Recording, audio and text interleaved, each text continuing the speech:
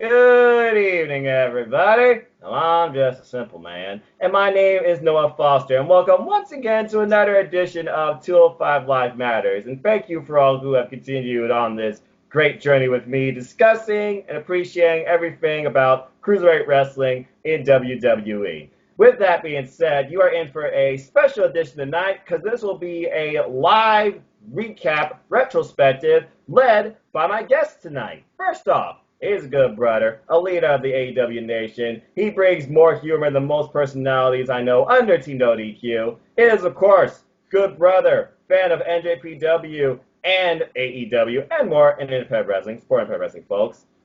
Christopher Lewis. Chris, how are you? Been a while. Yeah, it's been almost 2 months since I've been on 205 Live Matters. Almost 2 months. Yeah. Hey, good things come to those who wait. Whenever I have more people on than just two, and I got you guys on, it's always a special treat. Speaking of which, she is a darling of Team No DQ and one of the three ladies. She is not sensitive. She's real. Deal with it. It is, of course, my good friend here and also fellow member of Team Indie DQ, the lovely Cindy G. Cindy, how are you? I'm doing well. Man, the week of wrestling is now over.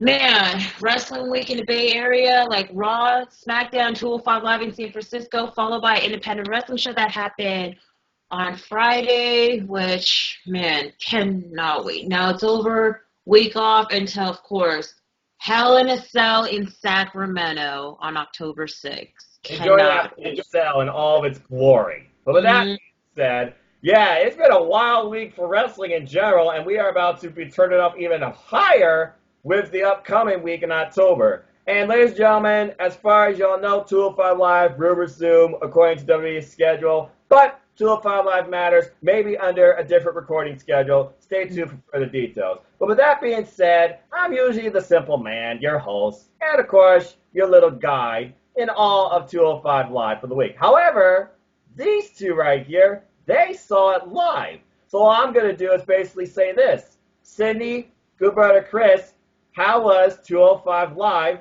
experience for you two? I'll start with you, Cindy.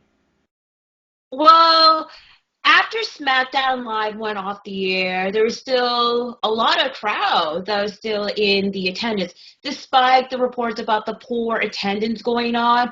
But they did stick around a bit just to watch 205 Live. I noticed that the San Francisco 49ers players did left right when 205 Live started, which, mind you, me and Chris did sit by the floor seat, which if you guys go to my personal YouTube channel, I did a vlog of the whole experience from SmackDown Live and 205 Live in particular. You guys can see how close we are at.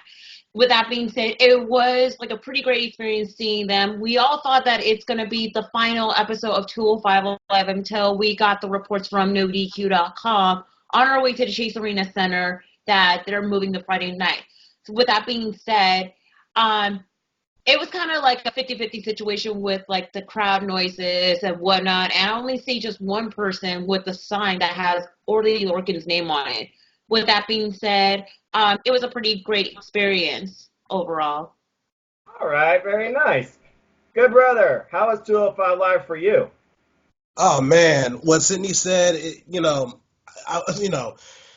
sitting on floor seats was really awesome, and seeing the 205 Live logo just all around was just awesome. The crowd was really hyped for that episode. I feel like a lot of people didn't really leave. We saw some crowds. There was some people. I was looking around like, man, this is pretty cool.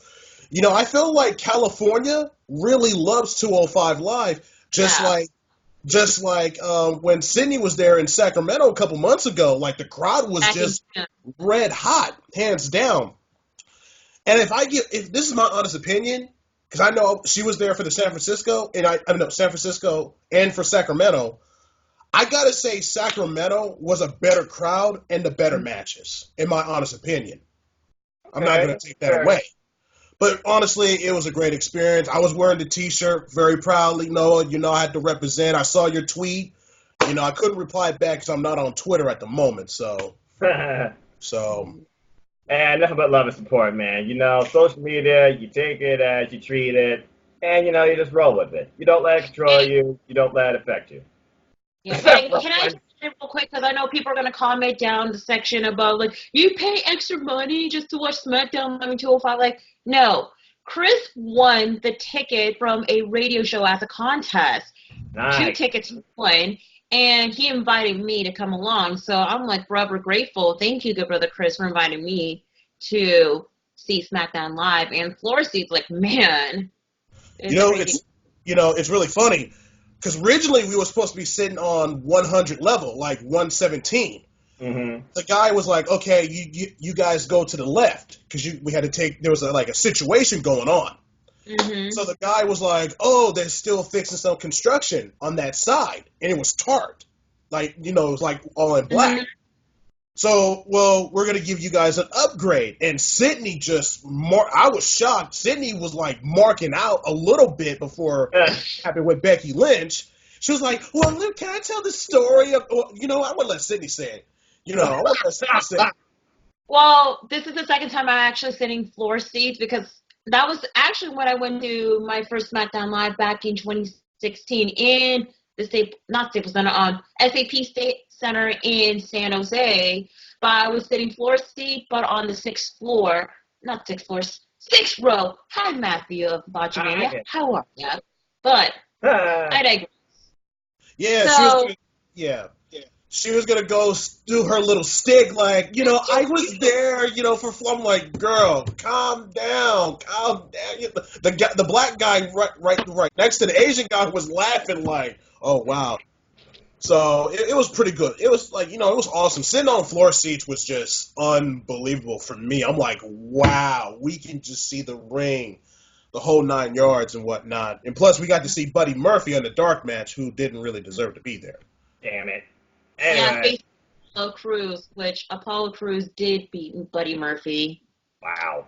Yeah. And we haven't seen neither high nor tail of either of them since. But with that being said, before we talk anymore about, the atmosphere, your experience, and maybe the overall seating, let's go ahead and talk about the show. Because I'm probably like, is this a retrospective or a review? It's both, people. Simple as that. So with that being said, you all got to enjoy, and this week marks 205 Live emanating from San Francisco on September the 24th. The show kicked off giving us a recap of the stellar number one contenders cruiserweight championship match between Oney Lorcan and the returning Lio Rush on NXT Live. Nice, interesting deal package, of course, showing all the highlight spots, including that wicked standing Spanish fly spot out of nowhere, and of course his big split leg extended splash that gave him the win. Then we go to Gulak, who introduced us not only to the show, but of course also brings up another ghost from his past. He basically states the following: so Lio Rush is back, and so I must deal with another ghost from my past. However, I am constantly evolving and adapting, while some have yet to fulfill that. Segue. He talks about Oney Lorcan. Oney Lorcan has had multiple title opportunities, but he has yet to capitalize. You know why? Because he fails to adapt. I've heard this adapt line before from somewhere, but anyway, he says, ever since then, my grip on the Cruiserweight title has grown tighter and stronger. And you know what? He could have got a surprise, but he didn't. He went with predictable running mate Danny Burch, who has yet to even be featured on 205 Live. And he basically says that regardless what happens here, I hope they rush you're watching, and know this: change is the rule, and I am the law. So we go into our theme. Oh, wait, no, we don't. We get another segue kind of retrospective of the show by... Oh my god. Yeah, gotta imagine it. The Singh brothers, who apparently are still in their Bollywood studio. Bullcrap. And they talk about tonight's show. And they basically talk about what you all got to see. You got to see Angel Garza versus Bill Carrillo, which is a battle on jealousy, they put it. How jealousy splits apart families.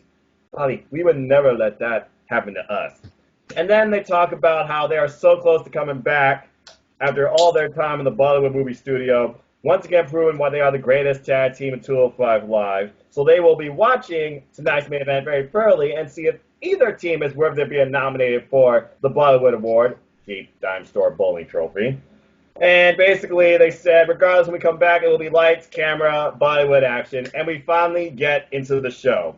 And wow, Like I said, these two, they could put on a main event match. And to go at your point, I really do think your area, California, it is a mecca for wrestling of all sorts, especially the lucha libre style. Not just talking about when they hosted, the Super J Cup. You all had Dragon Lee. You all had CML there. You all truly respect the lucha libre style. And boy, did these two brought it. But with that being said, Cindy, take me through your thoughts on this match. Humberto Carrillo versus Angel Garza. Before you got too much for recording with Aiden English's commentary. Mm-hmm. Well, I did watch just the live experience for it. It was a pretty decent match so far. The crowd was pretty, 50-50 on it. But I feel like right in the middle of the match, it's kind of like a bit of a cool down for a bit until Angel Garza did take off his pants. Of course, the tattoo mark out for that part. But what you said, it was a lot of good back and forth action, battle between both cousins. I really enjoy Humberto Carrillo's performance in general. At the end, his finisher to Angel Garza, spot on, perfect. That match did not disappoint me whatsoever. But with that being said, it was great seeing Angel Garza for the first time and first time on 205 Live. So I'm hoping we get to see more of him and plus a little bit more about who is Angel Garza is.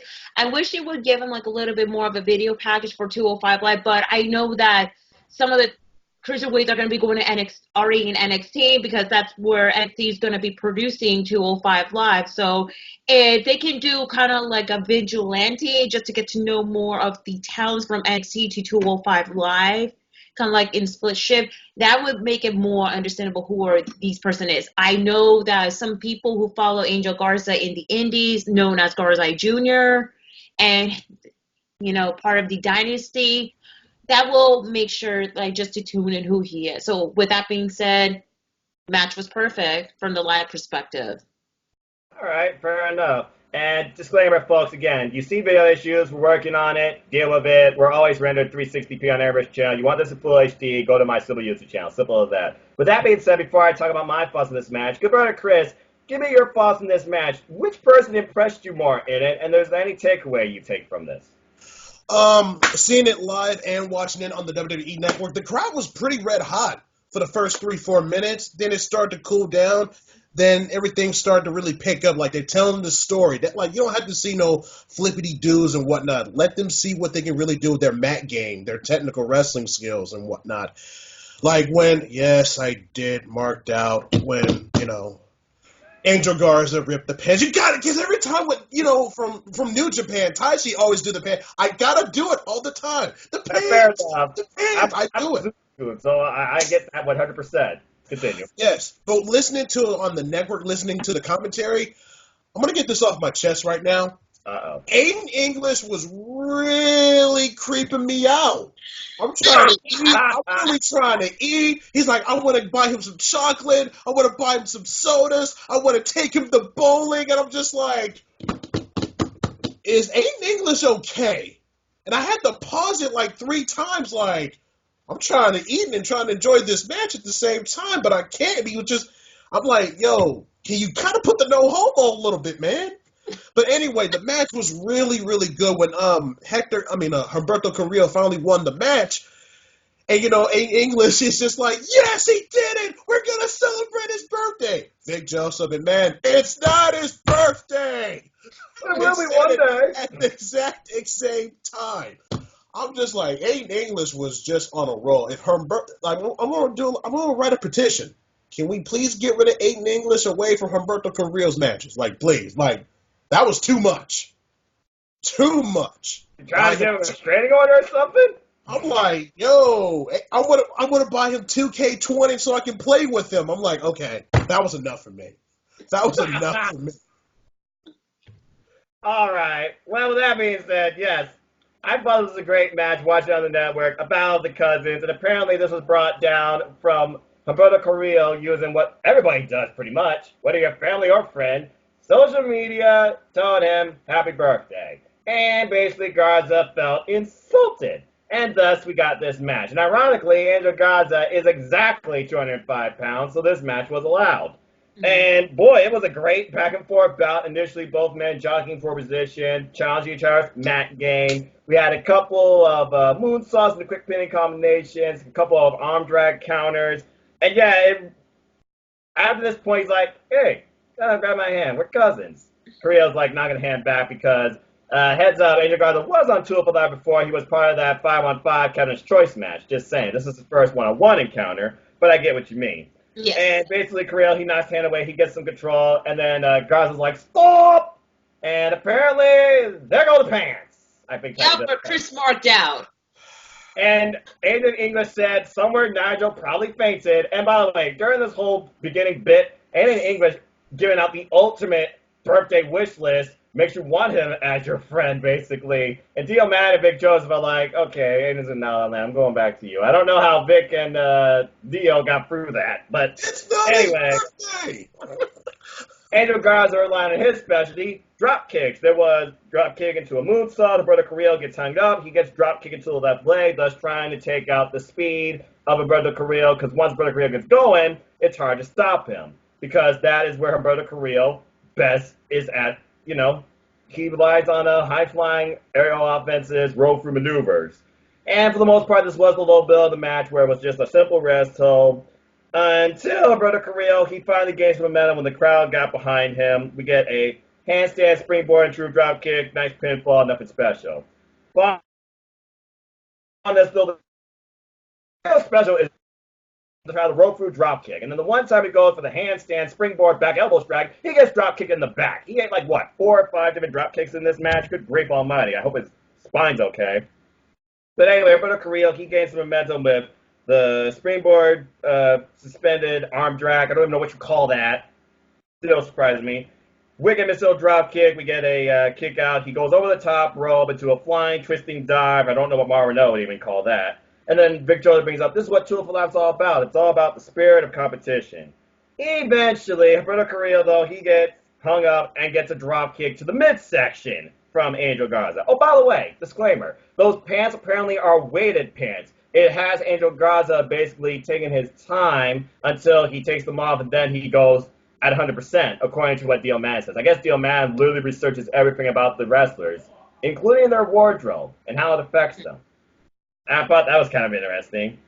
Anyway, both men, they basically took near falls and frustration after hitting some high aerial offense. In the end, though, it was a shoulder post for Angel Garza, based on frustration coming out of Roberto Carrillo, that led to the finish on Roberto Carrillo setting up his Aztec press. Don't think he got all of it. It may have looked perfect to y'all, but it looked a little light to me. But of course, exhaustion and fatigue was sitting in. Plus, these two collided with each other earlier in the match. I thought that was going to be a near double count to a draw, because I want to see this match again. In the end, Roberto Carrillo, he gets the win, continues his momentum. And truth be told, they were putting this on my commentary too, about maybe Angel Garza is a little judged, because really, Roberto Carrillo versus Angel Garza, the current runs right now on the WWE banner, Carrillo's had the better run. He's got more wins, he's got more opportunities. And Garza, he's had great matches, but he lost to Breakout Tourney, and he recently lost to Pete Dunne. Just saying, there is some validity there. But I thought this was a really nice opener, and both men, they dropped a little nod and stuff like that. Mutual respect, you know, they're family, they're cousins. I'm sure this is the last time we're going to see these two in the ring, whether one-on-one or who knows, maybe a tag team could form. I mean, we're still waiting on the next Dusty Rhodes Tag Team Classic, but I'm just saying. All right, and I agree also on the whole NXT immersion, bring awareness to the Cruiserweights thing with the veil patches, kind of like what they did with Roberto Carrillo and Roderick Strong about this, their lives, what brought them here, etc. Well, maybe we'll see more of that, because the creative direction now is being led by NXT Creative for 205 Live. Well, again, we'll see how this all shapes out as we enter Premiere Week next week. With that, we go on to our next segment, which is a recap of Jack Gallagher, the Brian Kendrick, Akira Tozawa, and the betrayal of the Brian Kendrick to his so-called friend, Akira Tozawa, as well as just throwing away a match with Jack Gallagher. He basically says it is defined by one word: respect. He feels the lack thereof. An epidemic. He's the veteran. He's been there now since day one. He came in as champion day one and lost it day one to Rich Swann, and has yet to have a Cruiserweight title opportunity since. So now he says he's going to, well, basically he pulls to Chris Jericho. He says he wants to thank you, and he's going to force you all to respect him, and he's going to remind you all why the Brian Kendrick is the reason 205 Live exists. So now we got a little bit more in the psyche of the Brian Kendrick, but I kind of saw this coming from last week because he's got a point. He's frustrated. He hasn't had an opportunity since. Good brother, what do you think is next for the Brian Kendrick, and what do you think he needs to do to earn another Cruiserweight Championship opportunity? Well, like you said, he needs to win more matches. The last time he's ever got a Cruiserweight title shot was in December of 2016, Roadblock End of the Line. That was the pay-per-view when he wrestled Rich Swann and T.J. Perkins in a triple threat match. That long? Yep. Correct. Wow. Yep. That was the last one. Kendrick, to me, I've seen his work for many years. He's already hit his glass ceiling. He already finally fixed his story when he finally won the Cruiserweight Championship at Hell in a Cell 2016. Correct. It's like he lost it. It's like, what's next for him? What has he done lately? He's lost pretty much some feuds. He was mostly with Drew Gulak and Jack Gallagher back in 2017. Then he disbanded that group in 2018. Then 2019, he's been pairing with Akira Tozawa. We've seen that feud in the past back in 2017 with those two wrestlers for many, many months. And I know you was there live when you saw that street fight. Am I correct? I was. Yeah, stroke your ego, sir. Anyway. No, it's good seeing you again. But anyway, when it comes to the feud, I don't know. Are we going to see a triple threat match between those two? Like you said on your 205 Live Matters episode. It's just a setup for Akira Tozawa turning heel. Like he's playing along. Like he's taking the hits like a man, pretending like, why did you do that? Why did you do this to me? Maybe it could be a setup. I don't know. Time will tell. We need to see something new when it comes to these storylines on 205 Live. Especially with these three, because these three are no strangers to each other. Like you said, Jack the Brian Kendrick, they were in a tandem alliance for a short while under Drew Gulak. And the Brian Kendrick was out. They feuded, they friended, now they're separate. Now all three are on their own. Cindy, what do you see next coming out of this between all three men? And out of these three, who do you think needs to earn the next title opportunity the most? Okay, it's going to have to be someone that has to, be more over. Not only, 205 Live and NXT will be merges, but I'm thinking also NXT UK. I could see Gentleman Jack Gallagher. He's on 205 Live. He's on NXT. He is also on NXT UK. He needs to have a little bit more wins for the matches in all three brands in particular. And that way, if he gets more wins and more wins, then they could book him better and probably just compete just for the Cruiserweight title. But he has to compete against someone who is a babyface. With Brian Kendrick, however, I feel like he needs to get more wins of the match, but for just NXT and 205 Live himself, I feel that, he just needed to focus on just putting the new talents over. The ones that, we have to be more familiarized in NXT in particular. Like those stars in NXT we'll be seeing more of them on 205 Live. Without a doubt. Just get to know them. With Akira Tozawa, honestly, it's time for him to go turn heel. Don't know when, because when he debuted on the Cruiserweight Classic and then 205 Live, he's been a babyface. And it did not go anywhere, especially he's the shortest reigning Cruiserweight champion. So I think a heel turn would be a perfect fit for him. Don't know which of his feud he's going to go to. Maybe have him versus Kushida. Who knows? All right. Very fair points here. Mm-hmm. And then, basically, we'll see what happens because they didn't announce anything official as of next week. Who knows what's going to happen after Friday Night Smackdown? Yes, they're changing the name of the show. Oh, yeah. Okay. So that led us into our main event. Oney Lorcan and Danny Burch, the 1-2 pairing, versus the tandem of Tony Nese and Drew Gulak. Good brother Chris, take me through your thoughts on this match and Danny Burch's 205 Live debut. Considering we already know who Drew Gulak's facing for the title next. Okay. It was my first time seeing Danny Burch live, on 205 Live and period, live. He was good. He got a good reaction, the whole 1-2 thing, me and Sydney was doing the cheering too live. And watching it on the WWE Network, maybe people was like, okay, let's see what this guy can do. Danny Burch is not a high flyer. He's more of a ground and pound, in your face, no nonsense. Right.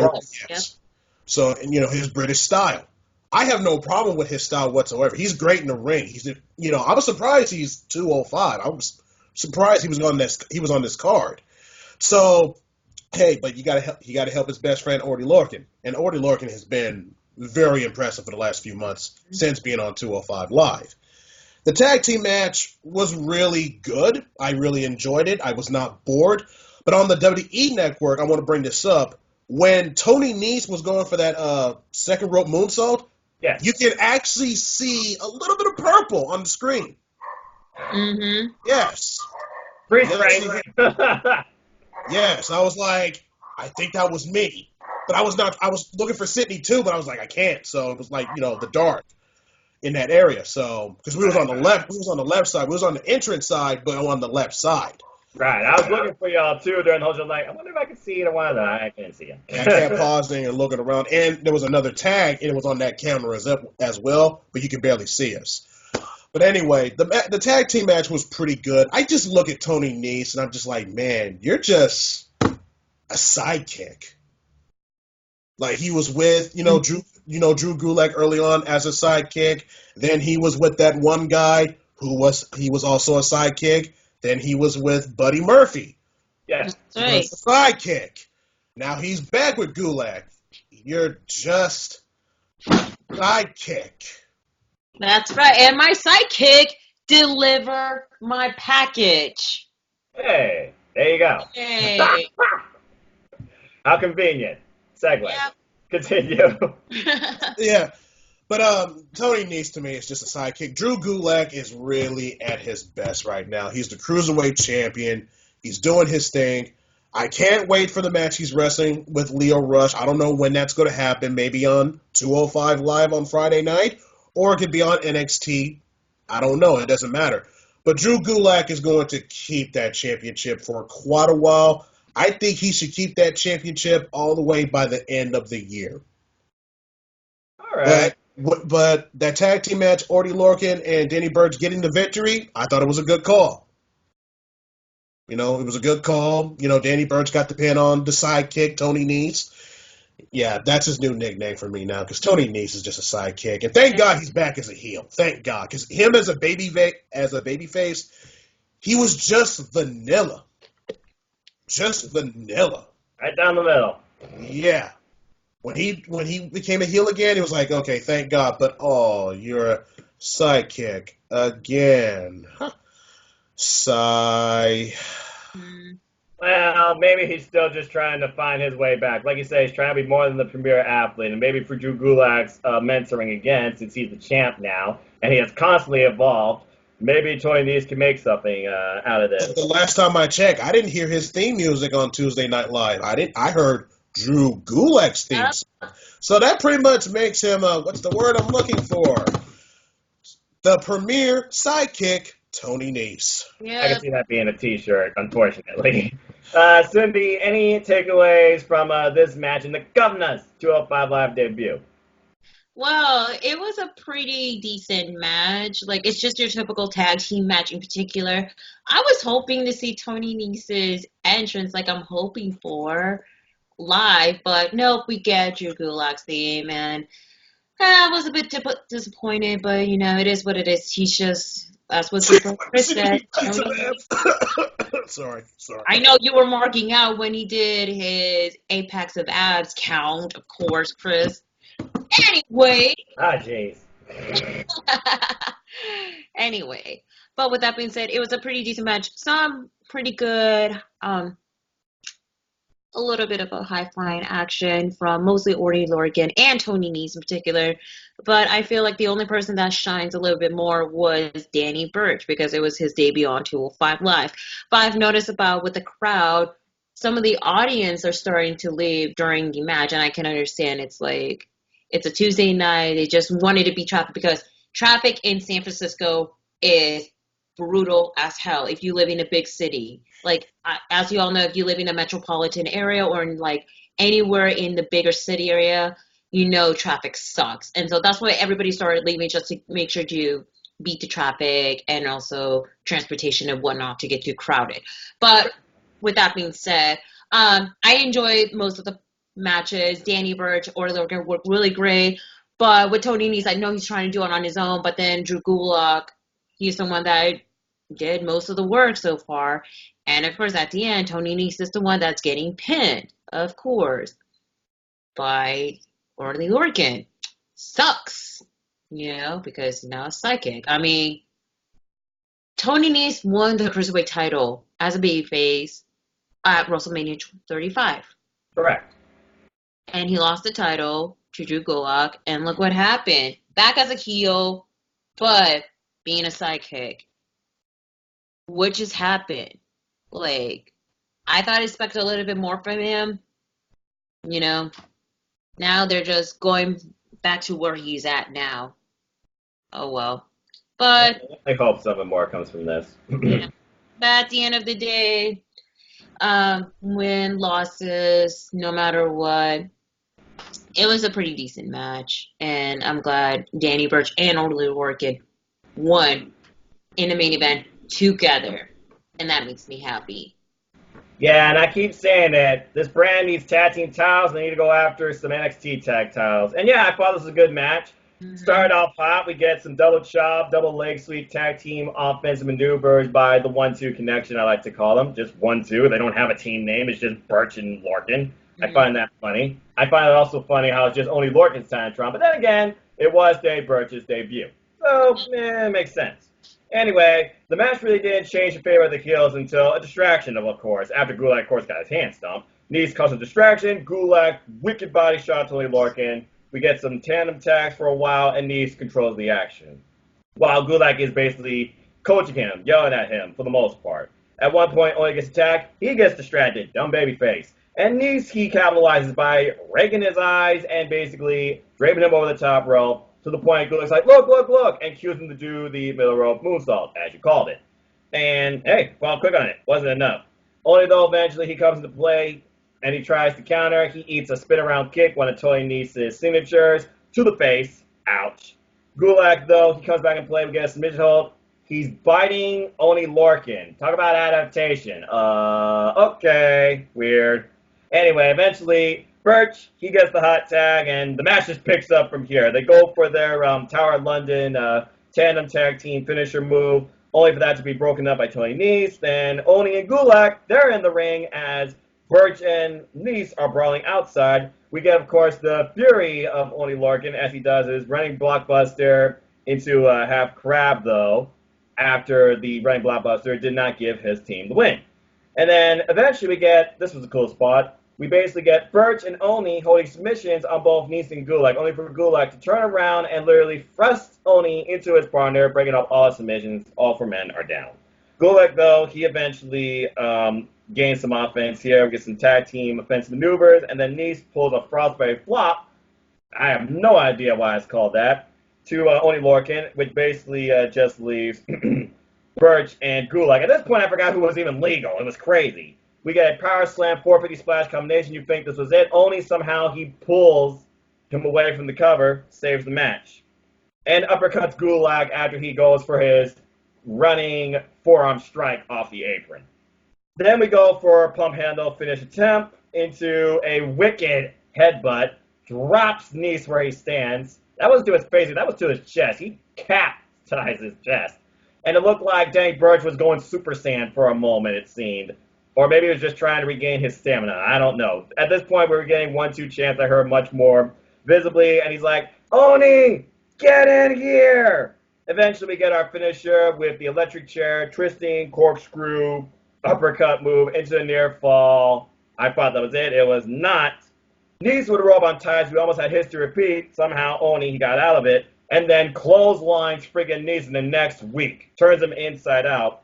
Only for Burch to come in, they finally pull off the Tower of London maneuver, and the governor picks up the win for his team. with him pinning Nice, Gulak looking on, Oni getting some retribution. Mm-hmm. What's this possibly mean for the future? I don't know. I thought it was a great finish, though. You got Oni with some retribution. You got a debut for 205 Live. You're furthering this partnership between, you don't know what way this is benefiting or this is a plan or what, between Nice and Gulak. And we'll see what happens now because you didn't pin the champ, but you did get a win in a tag team match, and wins and losses matter, both in single and tag team action. So who knows? Maybe Birch down the line will get a number one contenders match for the title. And it wouldn't surprise me somehow if Nice finds his way in. Or more likely, maybe it could be someone who wasn't on the show tonight, like Arya Daivari. We don't know what's up with the rest of the 205 Live roster, so only time will tell. As again, Gulak and Nice, they just looked on. It wasn't like Gulak was super PO'd, like when he was gripping the title at Madison Square Garden during the go-home to Clash of Champions. But I think it was more just a look of surprise and questionality. Because apparently, Oni listened to Gulak. He adapted. It worked in his favor. His team picked up the win. All right, so with that being said, let's go ahead and grade this week's episode of 205 Live on, of course, a typical simple 5-star scale. Now, I know you two were there live, so I'm sure that will probably impact your grade as well. But you also saw bits of it on the network. You heard the commentary. You got to see basically what it was like as well. So, with Bird Chris, what would you grade your 205 Live experience this week and the show? All right. Well, I know I was there for Monday Night Raw and SmackDown, and I both give them B minuses. So I'm going to be I'm going to be fair when it comes to 205 Live. Yep. I'm going to give 205 Live a 3. But I'm going to add 4 more quarters to that because me and my best friend, my good sister, Sydney G, was there live. So altogether, 4 stars of a show. Mm-hmm. That's right. That's a nice way to look at it, as it was just a simple 2-match show, less than 50 minutes. Sydney, what about you? Well, based on the crowd reaction, based on how the matches will turn out and stories too, I did watch briefly the highlights of 205 Live just to listen to a little bit of the commentary aspect for it. But thinking about it through, because I was there live, but all that, I feel that this is just like a little bit of a same grade, that my opinion. And I did look through my vlogs again just to see from how the crowd reacts, the energy, the environment, all that. To give a fair rating system for that, I'm actually going to give it a 3 3/4 out of 5, though. All right. Mm-hmm. Well, I mean, this was basically the minimum you would expect from 205 Live. You had 2 matches that really didn't push a story, it seemed, or either meant towards the title. However, they were 2 great fair bouts. We had a debut, and I thought the Brother Kriya's Angel Garza was a main event waiting to happen. Still, very nice opener. Watching it from home, of course, I always am fair and biased, but I always appreciate 205 Live a little more than SmackDown Live. Maybe it's just the pacing of it. Maybe it's just the action I see from it. Maybe it's the fact it's just an hour long. Maybe it's the fact it doesn't include a certain person. But with that being said, I'm going to be fair too, and I'm going to give it 3 1/4. And I thought, again, it was a pretty good addition. I was hoping maybe for a little more, maybe we could got more off the Brian Kendrick thing, like someone could have tagged him backstage. Maybe there could have been a little squash, reintroducing, I don't know, maybe Lucha House Party. This episode seemed very barren. But again, NXT took over the creative direction. We'll see what happens next week. Mm-hmm. With that being said, before we get into some simple stances, I want to know a little more about y'all's live experience. Cindy, were there any chants during 205 Live at all? The typical crowd chants and stuff like that? And what was the hard can side like? Okay, so the chant that on the hard can side, they did chant Lucha, Lucha, Lucha during Angel Garza versus Roberto Carrillo's match. Right. I know there's a little bit of This Is Awesome chant. The 1-2 chant is the one that is mostly get the most reaction from during the main event match for that. Hard cam side, I know there's still some people there, but like I said before, some of the people are starting to leave right away because of trying to beat traffic. Living in the Bay Area is no joke because traffic sucks, transportation gets crowded. You know what I'm talking about, you guys. But I know it's starting to get a little bit more empty for that, despite the whole poor attendance situation from the reports. For that, it was a pretty neurotypical 205 Live, some people say it's like a little bit of a dark match, but to me it's like, well, it's just a second show that's going to be on the network, and I enjoyed it. All right, fair enough. Good brother Chris, you were there live. You got to see it and stuff like that. Was it everything that you wanted, or did you feel like you needed like a little more? Was there something missing? And did anything happen afterwards, after 205 Live, that main event ended? There was no dark match. Mm-hmm. There was no dark match. Like Sydney said, there was some 1-2s, lucha. The crowd was like, to me, I felt like 15% of the crowd left the building. Yeah. I say 15%. Right. People were still having fun. People wasn't BSing around. I know there was a security guard right next to me. Was like, oh, this ain't wrestling. This is gymnastics. And I'm like, Interesting. in my mind, I'm like, I got floor seats. I better not say nothing stupid. So whatever. During the Angel Garza versus Humberto Carrillo. Is it that old guy with the glasses, good No, brother? it was the youngster. The guy with the curly hair? Yeah. Yeah, that was him. Oh. Interesting, considering they're looking away from the ring, but yeah, I guess. It was actually looking. He was actually kind of like looking here and there, but he had to like pay attention to the other camera. So. Right. Well, of course, sure, they have to remain, completely. But there was no chance of 205. Yeah. I barely heard a little, but that's it. But, like I said, the Sacramento crowd was better than San Francisco crowd. Yeah, because they were chanting 205, 205, especially like I was sitting in the 100th row, almost by the Titantron stage area. Yeah, and I believe that was the show with Jack Gallagher versus Chad Gable, which was the biggest reason why you got that. Yes. You all saw a much better episode then versus here, but you still enjoyed it overall. So But I heard it was the first time for wrestling in San Francisco in 15 years? That really surprised me. Mm-hmm. Wow. I would think more places in California would be a major market for wrestling. But then again, with all the freaking stuff we've heard recently, and I know y'all know what I'm talking about, who knows where that's going to go. So with that being said, let's go ahead and just have some more fun now and talk about some simple stances. So, folks, we are heading into October. Everything's about to change. It's premiere week. We are going to have Friday Night Smackdown, and as far as we know right now, for now, led through NXT Creative, 205 Live will still occur after SmackDown Live. So with that being said, I'm just going to put you all in the creative seat, and I want you all to book what you think 205 Live should bring to premiere week, because you figure that this is going to be a big-time show, right? We got all these appearances for Friday Night SmackDown. We even got Brock versus Kobe. Brock, please win. And then we're going to have the Cruiserweights, okay? Yeah, I'll rant about that later next time in Superman's Rant, especially if it doesn't happen, but I'll talk more about that later. Anyway, so we know after that they're going to be probably burned out, stuff like that. So what do you all expect next week from 205 Live? Cindy, if you were going to book the first episode of 205 Live after the Fox Friday Night SmackDown premiere, what will be on it? Okay, one thing, the Cruiserweight title match, Drew Gulak versus Leo Rush, it had to happen. If they're going to do a little bit promo for like on NXT, do it on 205 Live, that would draw some crowd. But with that being said, bring Brian Kendrick, have his first match against someone, maybe from NXT, to compete against him.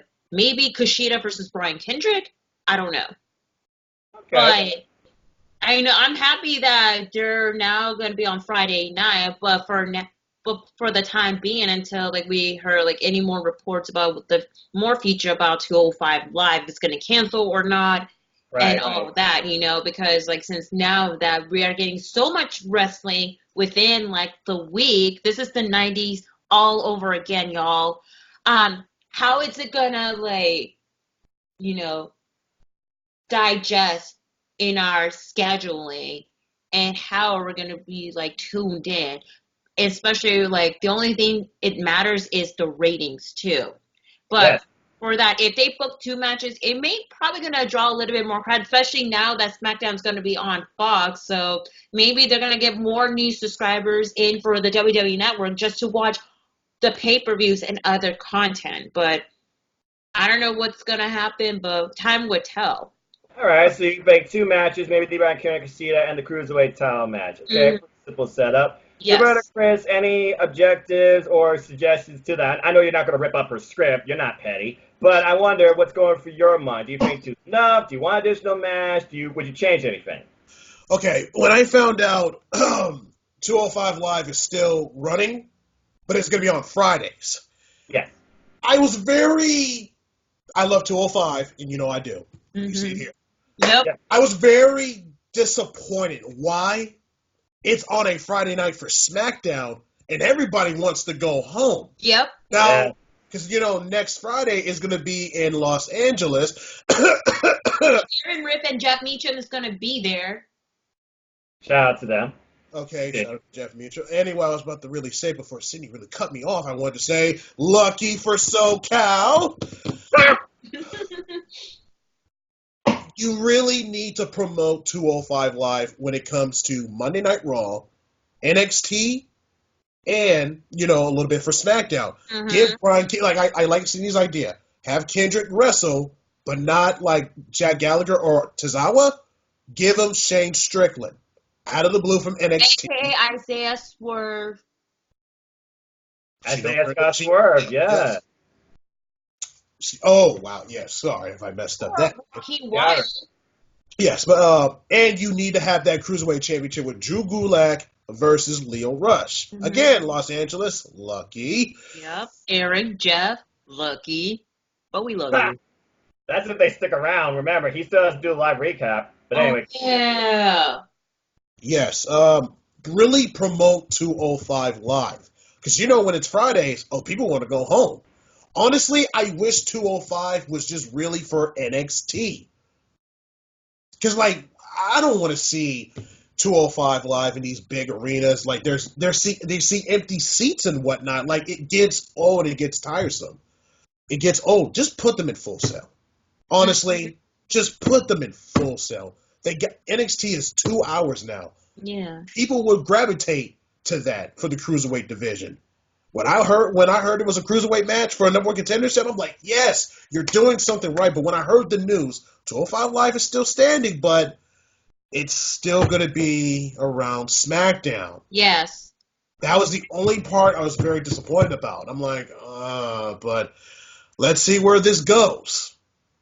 Can Yes, I add up one more thing, good brother? Also, yeah. because I've been to the Staples Center one time last year for Survivor Series, and that is one of the biggest arena out there. They did SummerSlam, they did all the major pay-per-views, but Aaron putting 205 Live after SmackDown, once SmackDown Live is off the air after the first premiere on Fox, a lot of people are going to be leaving. You're going to see empty seats from each section, from left and right, and that's going to hurt a little bit more to it too, like with the crowd reaction and whatnot.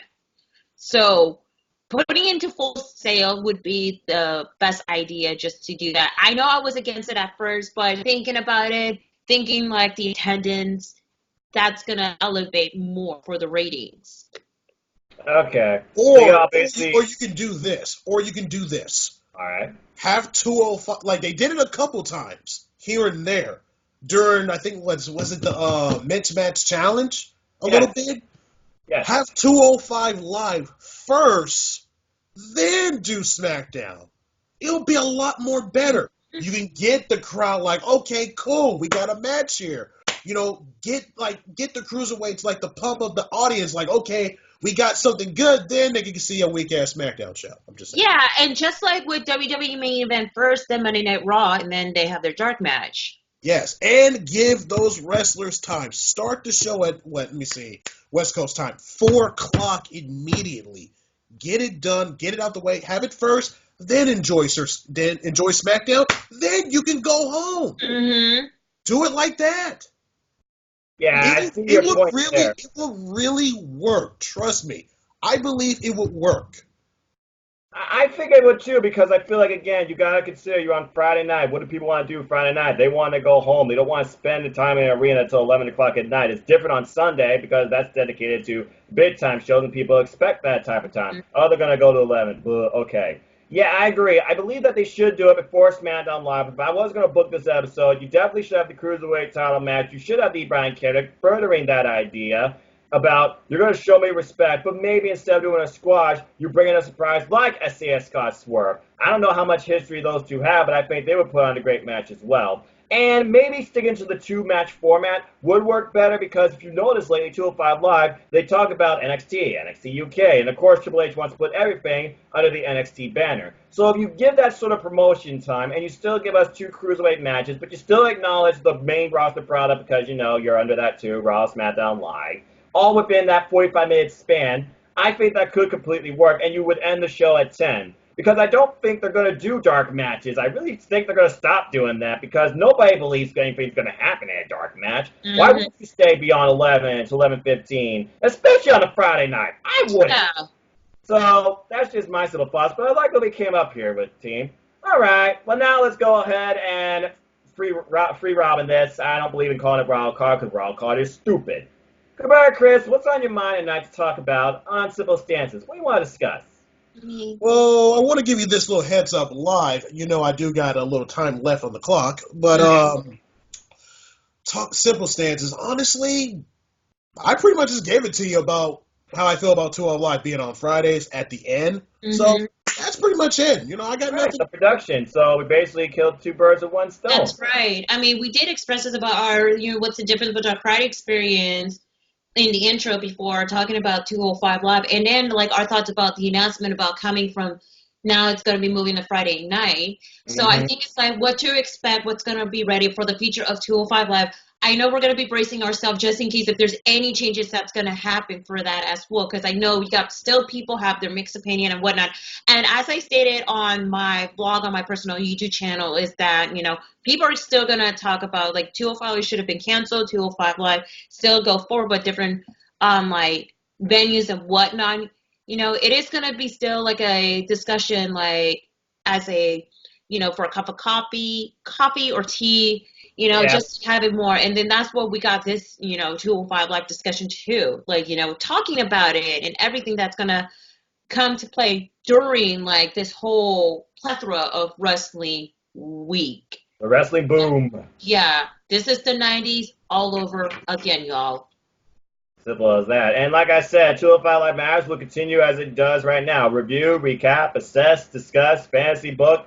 Here, now, and forever until I officially see it no longer on the network. But regardless, I think that's a great way to wrap this up. This was a nice, fun, live retrospective. We got our outlook for what we expect to see, hopefully, during Premiere Week. And if you all would like to book what you think should happen with 205 Live during the Premiere Week, let us know in the comments down below. Because the bottom line is this. The number one thing that should happen, I agree, is the Cruiserweight title. If you don't let that happen on the freaking 205 Live with the Friday Night Smackdown premieres, it better happen on NXT the following week, because as of right now, it is not announced for this week's NXT, but this is the first NXT to go full live for 2 hours with limited commercial interruptions. Now, I wonder who pulled that play. But anyway, I think that's enough for tonight. So with that being said, thank you everybody for joining us once again on another stellar edition of 205 Live Matters, and a special thank you to both my wonderful fellow Team Indie DQ guests here, good brother Chris and Cindy. Good brother Chris, always a pleasure, sir, to work around your schedule. We need to try and figure this out as we keep going along, but work and life, it is what it is. Where can people find anything you want to plug? Well, I don't mind plugging my social media no matter what. I am on a little bit of a hiatus, but I'm doing very well. Follow me on Facebook, Christopher Willis. Follow me on Instagram, Chris J. Willis86. Follow me on Twitter that I'm really not on at the moment, but it's GB Chris Willis 86. Follow the AEW Nations. I found out we hit 15,000. Yeah, 15K. 15K. We recently hit that. Thank you for Chris Holiday for bringing that up with the numbers every single time. Follow Aftermath Wrestling with Stephen and Jerry. They do great work when it comes to what's NXT.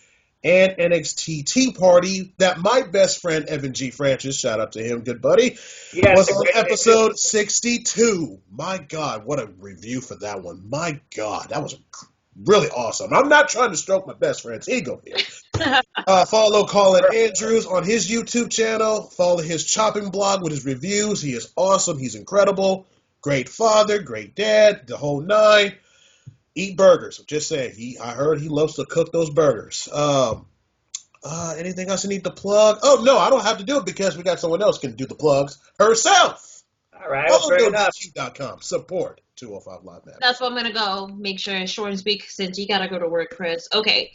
Still on hiatus on Twitter, but you can still follow me at nodq.com/Cindy. But I am mostly active on Instagram at simply_c_okay, where I posted photo art of landscape, natures, Funko Pops, and wrestling as well, and also Instagram stories as well. I post like quotes and also memes too, and in the know of what's going on in wrestling in general.